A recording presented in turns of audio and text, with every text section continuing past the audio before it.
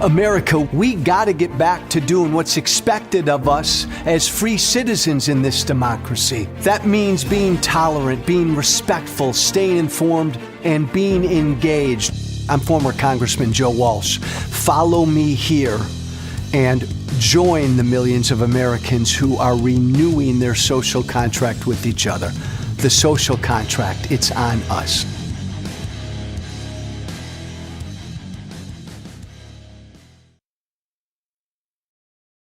Welcome. Hello. Come on and say hi to April. I'm really looking forward to this conversation because I'm obsessed with this issue and I'm so excited to talk to April Ajoy. Come on in, everybody. Hit that red heart when you come in. Welcome. We're going to have a fun conversation tonight. April Ajoy. April, how do you describe yourself? You are a what? Like you're an author, you're a content creator. What are you? Yeah, great question. Well, I am those things. I'm also a mom. But I think how I got my book and all this stuff is I used to be a Christian nationalist myself.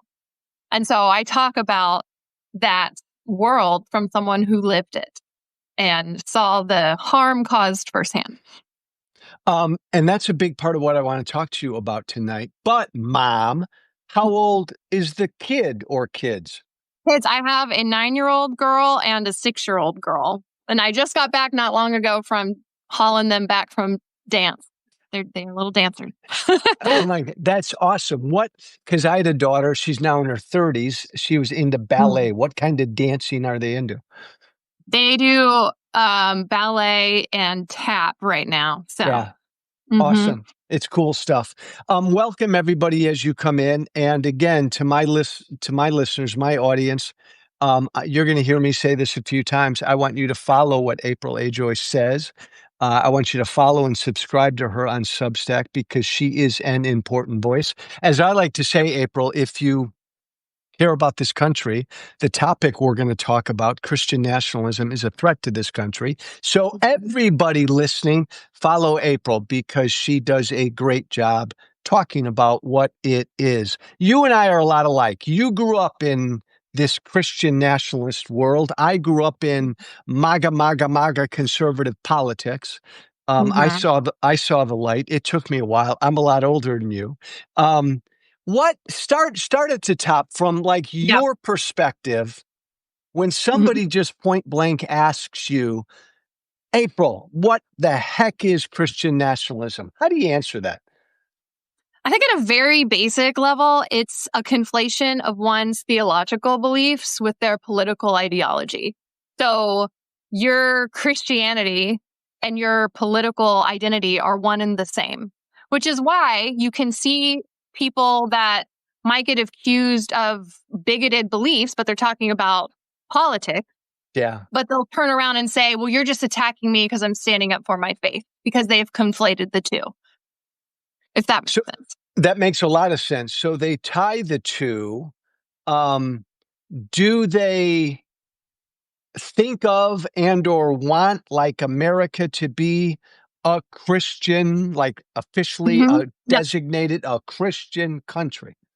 Yes, because we were taught, well, and I want to preface too, most people who are Christian nationalists don't think they're Christian nationalists. Okay, stop. Because I wanted to ask you about that. I find that fascinating. I've heard you say that. Explain what you mean when you say most people who are Christian nationalists don't even realize they are. Yes, because especially white American evangelicalism has been so co-opted by Christian nationalism, because you hear it from your pastor, you hear it from your conservative radio, Christian radio, TV. Everyone's telling you kind of the same things, and it's conflated. And so you think you're just being a good Christian. Love God, love people, vote Republican. That's what I thought. So I literally just thought that the Republicans are the Christian party because this is what my pastor says, and this is what all my family says, and this is what all the ministers that I know say, because I grew up as a preacher's kid. So I knew I was behind the scenes in that world as well. And so you just think, because everyone around you, you have confirmation bias everywhere you look, especially if you grow up in it and are homeschooled. So you don't see any outside narrative to show that there is any difference of Christianity. Yeah. That's how people don't realize it. And it's a spectrum too. There's more extremists, like you have Doug Wilson, who is one of Pete Hegseth's heroes, who's a pastor who wants to repeal the 19th Amendment. And I would put him on a more extreme side. But then you have other people that just think Republicans are God's plan and that Trump is God's chosen candidate. And they've conflated it with their Christianity. And it's similar with the murder of Charlie Kirk, how people were able to take a very, from anyone on the outside, a political figurehead and twist it into saying he was a Christian martyr, where most people didn't know him for being a Christian. So true. And I want to get into Charlie in a little bit because he and I had a long, long history. And I do find the reaction to what happened to him fascinating and troubling on the right. Everybody who's jumping in right now, I'm with April Ajoy. She's an author. Star Spangled Jesus, I think that's your most recent book. Content creator, wonderful person to follow and subscribe to here on Substack at April Ajoy.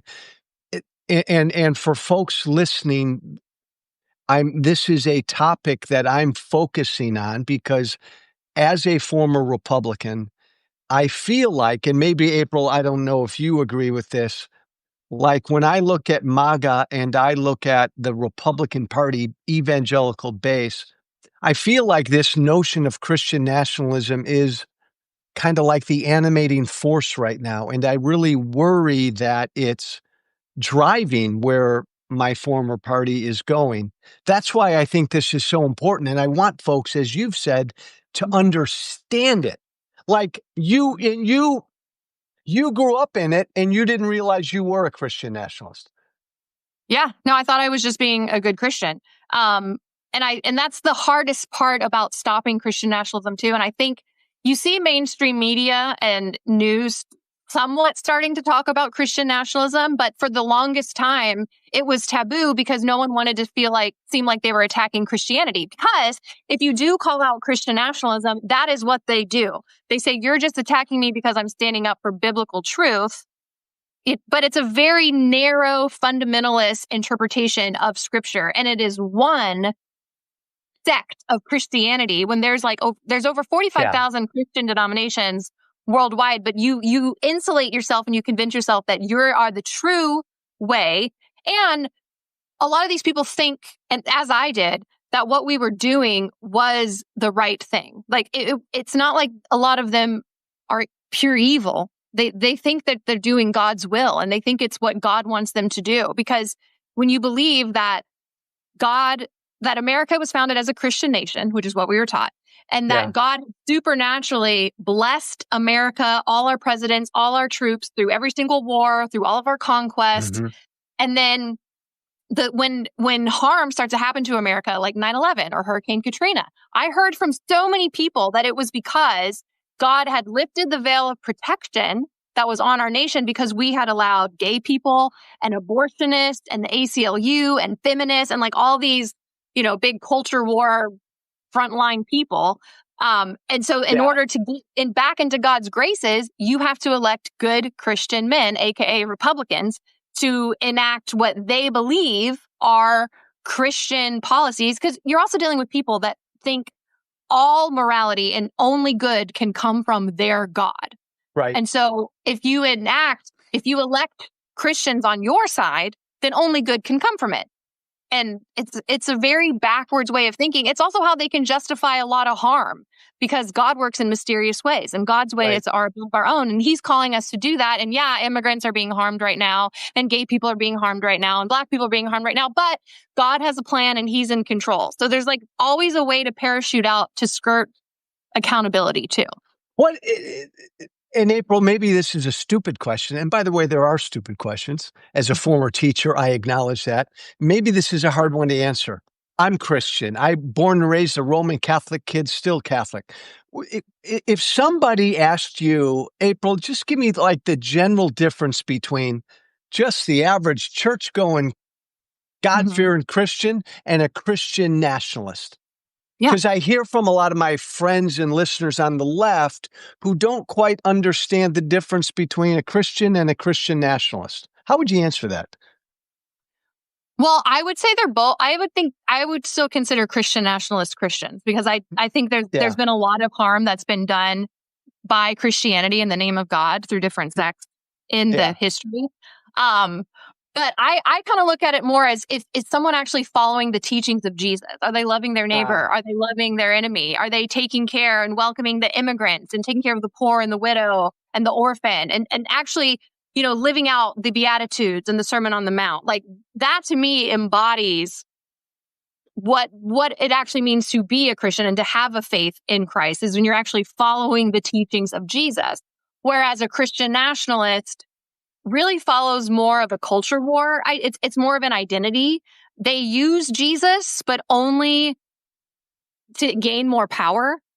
And they use a lot more of Paul and the Old Testament. Yes. That's why there's a lot more revenge talk and eye for an eye. And vengeance. It's very vengeance heavy, when Jesus said to forgive and to love your enemies and to lay down your weapons. And so there's a lot of cognitive dissonance when you are a Christian nationalist, because a lot of the things that you believe and that you profess go directly against the teachings of Jesus. Yes. And I then also kind of answer it politically. I'm a Christian. I'm a believer in Jesus. And you and I, April, we may disagree on a number of policy issues, but I often say the difference between me and a Christian nationalist is I don't want America to be any religion. I don't want to have a state religion. I want to live in a country where I can be free to believe in whatever God I want to believe in, or not believe in a God. Whereas the average Christian nationalist says, love you, Joe, but this is a Christian country. It should be an official Christian country. Like, no different than many Islamic run countries where they haven't become secularized. The religion is still tied to the government. I hear a lot from Christian nationalists in America that they kind of want that official designation. It is a Christian nation. No, there are books that have been written in favor of a Christian nation, where they want rules, where they want to punish who they consider heretics. Yeah. But I'm also still a Christian. And I think it's a difference between, someone saying, I'm not going to do that because it goes against my beliefs, versus saying, you cannot do that because it goes against my beliefs. Exactly. And it's antithetical to the notion of living in a free society where you can be whatever you want and believe whatever you want. April, here's a question you've been asked a gazillion times. Yeah. How did you eventually kind of make your way out of it? Well, that's a very long story. I do have a whole book about that. So I need to say too that it was over several years, like probably at least a decade. And then I'm still learning, right? Well, and by the way, you're still young looking, so you must have started Thank you. you look like you're 18. So you started, but you're still, it was a process is what you're saying. Yeah. Yes. So again, as I mentioned earlier, how, your political ideology and your theology get so intertwined when you're a Christian nationalist, that once you start questioning one, the other becomes vulnerable. So the first thing that I started questioning was actually a theology, because my dad, who is an evangelist, he wrote a book called America Say Jesus. We traveled in an America Say Jesus bus and tried to make America a Christian nation. And it was a whole thing. But in 2011, he died of cancer. It was a really quick, from diagnosis to him passing away was 4 months. And I was raised Pentecostal, so we believed in miracles and healing, and that as long as you had enough faith that God would give you what you asked for. And so I knew I could not have had more faith that God was going to heal my dad, and he died. And so I not only was dealing with immense grief, but I was also dealing with this reality check that this core belief that I held wasn't true. Or at least wasn't true all the time. And so I kind of went a little introspective for a while. And then also I just noticed too that there was the way that certain Christians and church kind of treated me, with this kind of push to make me be happy again. Like, oh, well, God did heal your dad. He just got his healing in heaven. It was just really why are you sad? Like, he's in heaven. Like, you'll see him again. Like, don't be sad. What do you mean don't be sad? Like, I was 23 and like, my dad's never going to see me, my future kids. He's never going to see me at walk me down the aisle. And I don't know. I was just really grossed out by some of the reaction and people, because they couldn't admit that God just didn't answer our prayer. So they would say like, oh, well, God just didn't heal your dad because you have some unresolved sin in your family. You know, and so I was like, no, that's not true. So that just kind of opened the door. And then after several years, probably the next big thing was in 2015, one of my brothers, I have two brothers that were also raised, in this Christian nationalist world. One of them came out to me as gay. Oh. And and I mean, you can imagine what we believed about gay people. How was he received when he came out? Well, he came out to me first. And so he came out after my dad had passed. He came out to me bawling. And he had said, he had begged God since middle school to make him straight. And God never did, and that's another thing that we believed. Like, we just believed, God would never make anybody queer in any way. So if someone's that way, you just need to ask God to change you and God will. And obviously that didn't happen for my brother. And he was so young and it broke my heart when he came out to me because he was bawling and then I was crying. And, he thought that God didn't love him because he didn't understand why God would make him that way and just abandon him. And so it was like kind of one of those moments where my head was like, this is wrong. You don't want to enable this sin because of all the indoctrination that I had. But my heart saw my broken brother and knew something's not right. Like something that I believe April, about. that is so poignant. That's so poignant. That's wild. Continue. Well, and so that just kind of put me on a journey where like, I think I wanted to be wrong, right? I wanted to be wrong with what I thought about it for the sake of someone I loved. And, it took a couple years before I fully became LGBTQ affirming, like theologically, but I came to the point, as a Christian, because I know the clobber verses. I've heard them my whole life. I know what the conservative interpretation of it is. And I was shocked that there is a progressive, fully inclusive, affirming position that uses scripture to affirm all queer people, because I was never taught that. And so, and I looked at both and I realized, I don't really think you could be 100% either way of what the original intent was 2,000 years ago, but also it was 2,000 years ago. So I just decided one day, you know what, I'm going to err on the side of love. And that's what I did. That's so cool. And then along comes Trump. Yeah, that was the catalyst. I was getting there. I know you were. Get there. Because for so many people, and my evangelical base, that still sticks with him, and they know he's a cheat, and they know he's a bad person, and character used to matter, they always told me, and then came Trump. And everything changed. Yeah, I will say one thing I'm going to brag to my grandchildren is I was... By the way, stop, April. Kimmy Wynn, you're right.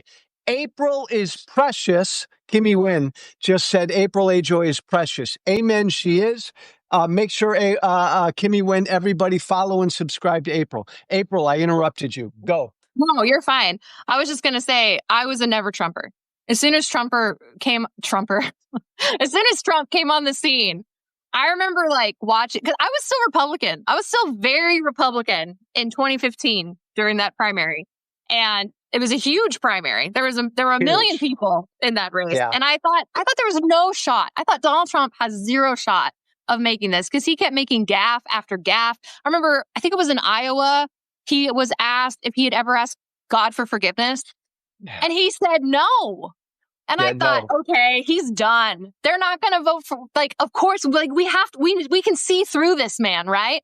But then, nope, thing after thing, 2 Corinthians, what's your favorite verse? That's private. I don't know, what are you doing? And then the Access Hollywood tape, on top of the fact that he was a serial adulterer and had never asked forgiveness for anything he had ever done.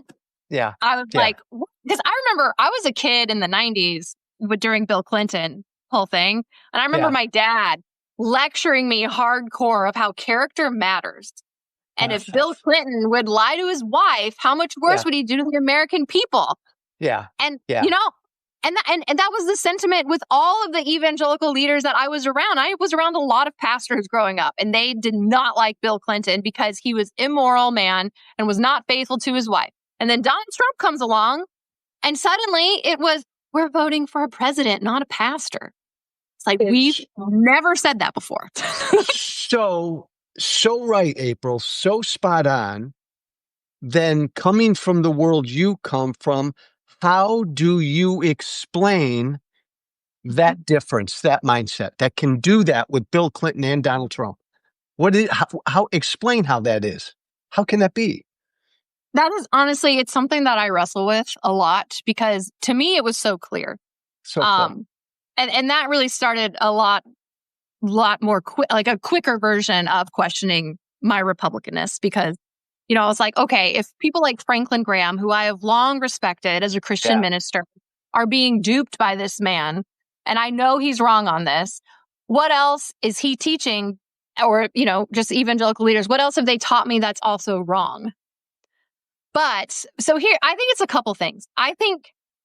So one thing that is also really heavily rooted in a lot of white evangelicalism and Christian nationalism is white supremacy and racism. And I think coming out of 8 years of Barack Obama, people just were tired. Like they felt like they were losing the soul of America, but really what that meant was they were losing the whiteness of America. And I felt like it was like a last ditch effort to get this bulldog in who could do all the things and say all the things and be aggressive in a way that good Christians weren't supposed to, but Trump could do it. So I think they kind of looked at him as their bulldog to get stuff done that they knew they couldn't do because we're supposed to be good Christians and peaceful and all this stuff, but we could vote for a man that could do it. And if he does it, that's on him. And then I think it turned from just voting for the lesser of two evils, because a lot of people, I didn't really care for Hillary either. A lot of people, would never vote for Hillary. And I knew a lot that kind of held their nose as they voted for Trump, like he maybe wasn't his first choice. But then you had all these pastors and quote unquote prophets coming on the scene to really say like, well, no, Trump is God's chosen and he's here to save America. He's here to save Christianity. And when you're hearing that from your pastor and from Christian leaders that you've listened to for sometimes decades, then you just go with the flow because that's easier than questioning it. Because when you question it, you can lose your community, you can lose your family. If you're in ministry, you lose your livelihood, like your jobs can be on the line. Because one thing about Christian nationalism and a lot of white evangelical churches, they'll say all are welcome, come and do life, like we're community. But what they're not saying that's true is that what they actually mean is it's conformity. And you have to share all the exact same beliefs. And if you start straying, you get demonized, you get ousted, you're just no longer in the in group. So there's a lot of pressure on people to keep their belief. By the way, April, that's a great point that I think a lot of people listening to us need to hear. When you're a political figure like I was, a Republican, a conservative, and you stand up in the public square and say, I oppose him, Trump, you're done. You take a blowtorch to your career. I hadn't thought of that. Even in the ministry, in the Christian ministry, pastors kind of had the same pressure. Like I lost my voters the minute I turned against Trump. They would lose some of their flock, wouldn't they? Yeah. Or lose their church or just lose their jobs, say, we don't want you to be our pastor anymore. Or if it was an associate pastor, it's like, you know what? You don't really align with our values as a church anymore. And I heard from lots of pastors who lost their jobs because they wouldn't vote for Trump or they wouldn't publicly support Donald Trump. That's interesting. I've overlooked that. Do you think the other thing I've constantly heard, even still to this day, April, is, Joe, God has always picked flawed men. He's always picked sinners throughout history. Look at the Bible, Joe, to do his work. There's always been an acknowledgement from some of them, they've told me, we know he's a bad, sinful man, Joe, but that's how God works, and he's done that historically. Have you heard variations of that? Yes. I heard that when people found out I wasn't going to vote for Trump any 3 times, I would hear that same sentiment. And I would just say, like, okay, then that's true for Kamala. And that's true for Joe Biden or Hillary or whatever. And I didn't even vote for Hillary. Like, I hadn't fully deconstructed that I could vote for a demon rat yet in 2016. So I voted third party because I was like, well, I'm just not going to vote for Trump. But I was told that I was, quote, thwarting God's will by not voting for Donald Trump. They would tell you that. Yeah. And that my late father would be disappointed in me because I didn't support Trump. Would your late father would have supported him? That is something that I've struggled with because when he passed in 2011, we agreed on pretty much everything politically, and theologically. Yeah. But I think, with my brother coming out and, I want to hope, I'd like to say that he wouldn't have, because he did, like, it's weird because he did have a really good heart. And when it came to like face-to-face people, he wasn't bigoted like a lot of the teachings that he would preach were. And I do think that's the case for a lot of people. I think if you actually weren't face to face with some of these people, they are going to be kind to you. And there's just something about, like, when you're close enough to someone to see the divine in them, it's really hard to demonize them. And so I would hope that my dad would not have supported Trump, but if it was him when he died, he very well could have. And that, I don't know what that would have done for our relationship, in hindsight. So, April, don't you think for most of these Christian nationalists, most of the ones who are hardcore Trump supporters, like, Trump's just a vehicle? Like, they're smart enough to know that the guy's never opened a Bible in his life and he doesn't know. I think a lot of them know he's not a practicing, faithful, Jesus-loving Christian. He's just a vehicle for a lot of them to get their ends. Do you buy some of that? Yeah, I think initially Trump used evangelicals to get into power. I know where you're going. And over time, evangelicals are using Trump to get to power. Christian nationalists, Preach, sister, preach. That's fascinating and that's smart. And I think that's accurate. It's shifted, hasn't it? Yeah, well, I think Project 2025 is a Christian nationalist wet dream. Completely. And Donald Trump's enacting that. And I do think at a certain point, they're not going to need Trump. Well, I don't know. I go back and forth because Trump is the one with the cult personality, and I don't think they have a backup for him. But he also is like he's getting unhinged, and I do think he's starting to lose some people. Because the one thing we have going for us is I really just don't think he's very smart. Like, I think he's just unhinged and does really stupid things, and so far it's worked for him. But yeah, Christian nationalist. I mean, Trump's not a Christian nationalist. I don't think Trump believes in anything but himself. But Trump. Yes. Exactly. And you're right about being the cult leader, and a guy like J.D. Vance, who I think is a Christian nationalist, but he's not a cult-like figure. It'll be interesting to see how they respond to him. April, Charlie Kirk. Let's talk about this for a moment. And maybe you know our history. So I met him when he was 16. He was like a son to me way back in the day. I helped him start Turning Point USA. I was his political mentor. Back then, Turning Point was all about the economic issues. And then Trump came along. He decided to go down the Trump road. I didn't. We became estranged. And really, I abhorred what he became because he became a Christian nationalist. But I've heard you speak about the reaction from the right, from Christian nationalists to his horrible killing. In my mind, April, it's just frightening what they're trying to do with it. Explain. Yeah, well, they're making a Christian martyr out of him. And one, it's just disingenuous because most people who knew Charlie Kirk did not know him for his Christian beliefs. He wasn't necessarily known for the guy that really loved his neighbor and fed the poor and, welcomed the immigrants. So right. It's just disingenuous in that regard. But I think it's very I am very nervous for what this is Yeah. going to lead to in like youth groups all over America, because I don't know if you remember the Columbine shooting in 1999. There was a girl who was shot there named Cassie Bernal. And the story went, and it turned out later it wasn't true, but the story was out there and everyone believed it, that a gunman walked into the school, held a gun up to her head, and he killed a bunch of people too. Asked her, "Do you believe in God? Yes or no?" And she said yes, and he shot her.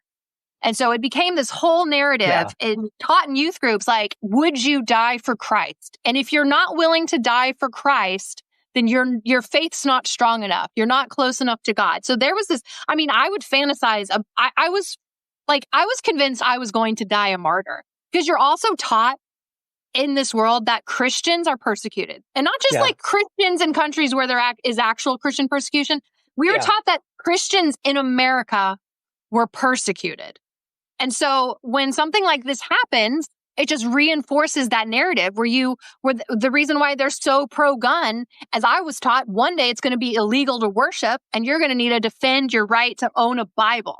Like it's insane stuff. I was taught this in the 2000s, and they're saying it again now. And it's such a manipulation and fear tactic. And Donald Trump is playing right into their hand when he did that anti-Christian bias task force. Because what they do is they'll demonize all queer people. They'll demonize immigrants. And cheer on literally ripping children out of mothers' arms because they weren't born here. They support, the big beautiful bill that's going to take away health care from millions of Americans and increase their premiums. Like, they support all these things that are going to harm a lot of people. But if you push back on them, they say, "Oh, you're just attacking me because of my faith. You're attacking me because I'm just standing up for biblical truth." It's the same thing like with all these abortion bans that are actually going to harm women in the long run, because studies have shown that if you just outright ban abortion, that doesn't actually solve the problem. What lowers the abortion rate is access to free birth control and comprehensive sex education and livable wages and all of the things that are comprehensive in that issue, but they actually don't fight for any of that. They just want to ban abortion. And April, you make another really good point. And I think a lot of folks who are not of this world don't understand, to be hated for so many of these folks, and I've heard that as well, they tell me, is a badge of honor. It just reinforces their position. Jesus was hated. They get emboldened when they feel like society is hating on them because they're Christian. Yeah, because there's a verse in the Bible where Jesus says the world will hate you like it hated me. And so it's almost this proof. And I remember when I was a teenager in youth group, and if I wasn't hated, this was really nice, most people liked me, I felt like I wasn't being a good enough Christian, right? Like, where's my persecution? Yeah. Like, I was promised, and you're taught, like, if you are not being persecuted, you're not living out your faith well. When what they mean is they want you to be so radicalized that you go out and basically be a bully for Jesus. And so you poke at people, you hurt people, you harm people. You're really just being bigots in the name of Jesus. And when you get pushback, then you just use the persecution card. And again, Charlie Kirk was a Christian nationalist, and the last 5 or 6 years of his life, he began speaking more along these lines. But to your point, they are using it to make him a martyr, to be a catalyst, as you've said, April, for another movement, kind of a religious war they speak of. I really worry. I think this is so frightening, and folks who are not familiar with this world don't get it. And you speak to this, how his death, they're using his death to just galvanize young people under this thing. Yeah. And they're making true believers that are willing to die for their cause. Hello.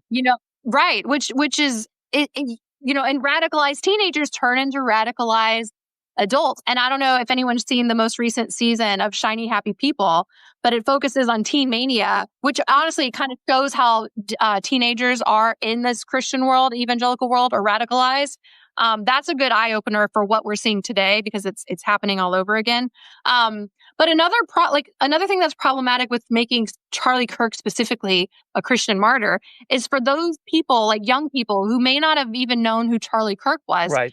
is going to go back and be like, oh, who's this saint-like person that I'm supposed to emulate? And then you're going to go back and watch hundreds and hundreds of hours of podcasts and speeches that are not emulating Christ teaching. It's demonizing Black people. It's very xenophobic. It's very white nationalist. And they're going to equate that with Christianity. And that's the goal. It's the goal to make people, soldiers for politics, but they think they're doing it for Christ.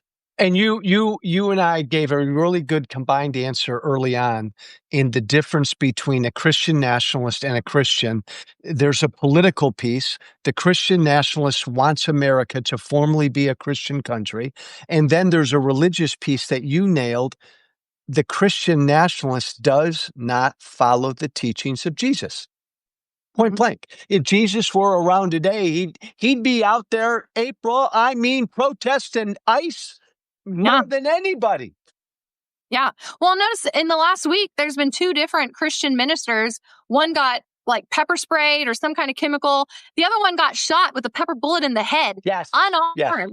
And, MAGA screams Christian persecution all day, every day when someone's mean to them or calls them out, but they're completely silent when it's ICE attacking Christians. And I would argue those men are actually doing what Jesus would do, which is standing up for the oppressed. April, how do they reconcile? Like, okay, they oppose queer people, but they want to. But Jesus would embrace the LGBT. Jesus would embrace everyone. They want a secure border and people in this country illegally out of here, but Jesus would welcome everyone. How do they reconcile the fact that their beliefs don't jive with his teachings? Or, April, do they reconcile that? Well, one, there's a lot of cognitive dissonance. There's going to be a lot of lot of 2 things that they're going to hold conflicting ideas together. Yeah. They convince themselves they are actually following Jesus. And I think part of the problem is they believe in a literal interpretation of scripture, and they believe that the whole entire book is the literal word of God. And they believe that Jesus is equal Godhead, with the Trinity and everything. So I've literally heard the argument that, well, Jesus wrote the whole Bible. Oh. So they will take not just what Jesus said, but also all the Old Testament, the Hebrew Bible stuff and the more aggressive revelation stuff and equate it with Jesus. I mean, we're not dealing with Bible scholars for the most part, Yeah. Right. Fair. What are April, are you and I and so many others that you and I know who want to kind of wake the world up to this? Mm-hmm. Are we making too big of a deal out of it? I don't think we are, but what do you think? No, I've been warning about this for a decade at this point, warning about Trump specifically. Right. And then realizing, oh, no, this is like Christian nationalism. And I think most people who are secular or didn't grow up evangelical don't realize how much of the Trump administration and this whole regime, his whole campaign was fueled by Christian nationalism. Completely. Because we were taught, I've seen it in Facebook groups and prayer chats. Joe Biden was the Antichrist or could have been the Antichrist. And then Kamala Harris could have been the Antichrist. You have people like Lance Wallnau who go on their national, show. And he literally said that she was a witch and channeling, the Jezebel spirit to entice everyone with witchcraft. Like they literally believe that the Democrats are satanic. Like they're literally of Satan, that Satan is behind all leftists, which is another reason they're manipulating the Charlie Kirk assassination is they keep using the word they.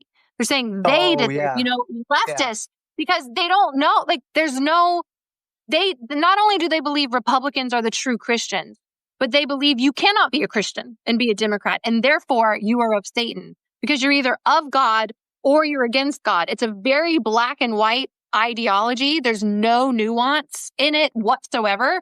So if you're not on their team, you're automatically against God. So I've been dying to ask you this question. So you know my political history, former Tea Party guy, former divisive political asshole. I helped create the conditions that led to Trump. I'm a reformed MAGA gangbanger. The good Catholic boy I am, I spend every day engaging with Trump supporters, trying to help get some of them out of the cult. Um, Mhm. and I'm able to, not by the thousands, but I'm able to help some Trump supporters wake up to what he is. Are you, April, once a Christian nationalist, always? So in your world, is it possible for some of them to see the light? Yep. I personally know people who have changed through conversation. I found the best tactic on a one-on-one situation is to Yeah. ask them questions and Mm. get them to reconcile those conflicting things. Like, well, how are you okay with what ICE is doing when Jesus said to welcome the immigrant? And just, they're not going to change their mind right away, but just get them to explain their position from a Christian perspective. That's been really helpful. And yeah, no, I really do think people can change because the hardest, and I think this is really hard too for people that are seeing so much harm Yeah. done by this Yeah. administration. And it's hard for me too. It's hard for me to look at someone who's a Trump supporter still after everything and not just be so furious, right? And not Mhm. just want to like shake them up. And I think two things can be true. Like you can have righteous anger and recognize that these people are Yeah. causing harm, but also most of them think they're doing the right thing. Like Yes. they've convinced themselves that what they're doing is good. And so you almost have to appeal to the goodness that's in them. Yeah. And and find where we agree and find common ground. Like, listen, imagine what if you were in another country Yeah. and they Yeah. took your children away? I know Yeah. that you aren't okay with that. Like, I know, like, mom to mom, you wouldn't Yeah. want that to happen. Like, no matter what they've done, especially like they're not violent, they've Yeah. fallen on rough times, and just find where you agree. And it's going to be a dial, Oh. indoctrination goes deep. It's not going to Yeah. be a light switch for the most part.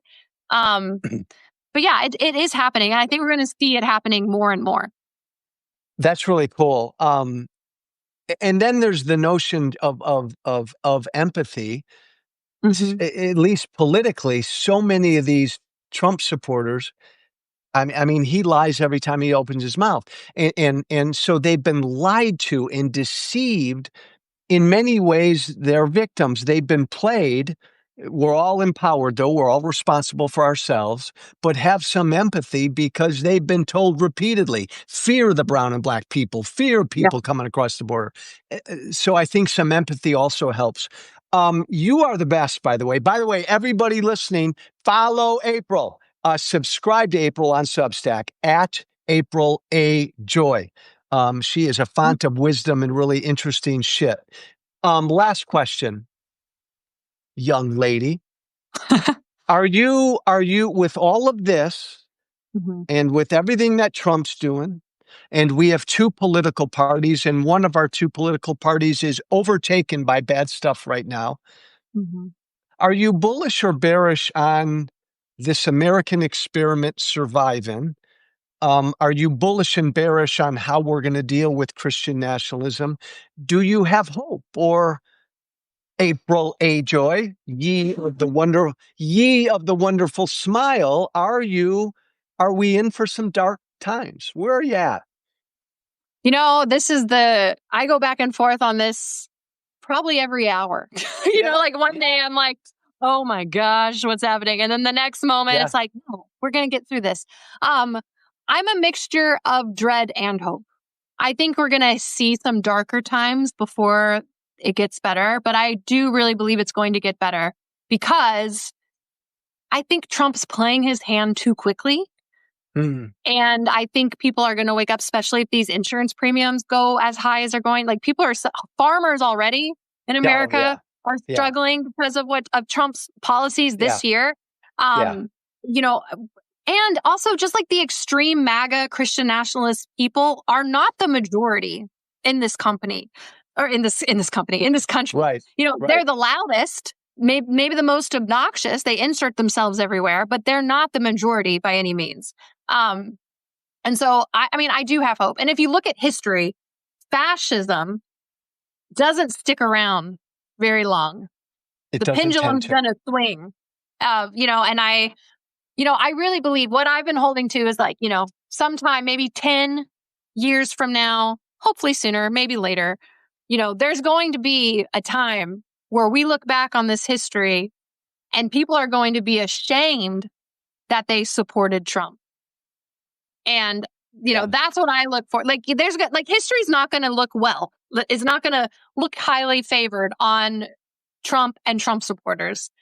And that's what I'm hoping on. I'm going to, just for funsies, I tell myself, like, I know the people in my family that are diehard Trump supporters, and I'm going to make sure that my kids and my grandkids know that who in their family voted for that man. From your lips to God's ears. That's interesting. Yeah. I know a lot of people believe that the time is closer than people think, where people will be ashamed to admit they supported him. I love you, but I'm not that optimistic, but I'm glad you've got some hope. Everybody, this has been a treat. Follow and subscribe to April Ajoy. She is wonderful. It's so important in this dangerously divided country in which we live that we have understanding and understand all sides. April, you've done a great job tonight helping us do that. Thanks so much. Thank you so much for having me. It's been great. Thanks, everybody. Be brave. Thanks, Bye. April.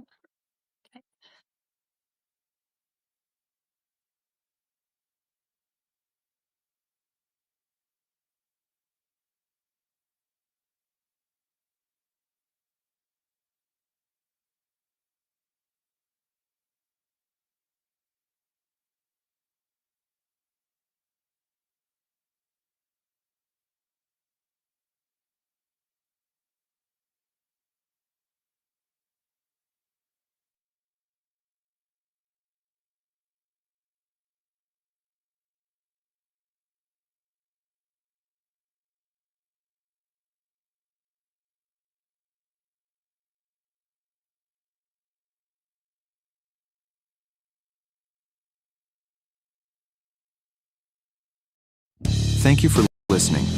Remember to listen, share, and follow The Social Contract with Joe Walsh on Apple Podcasts, Spotify, and everywhere great podcasts are found. And be sure to leave a 5-star review. This has been The Social Contract with Joe Walsh.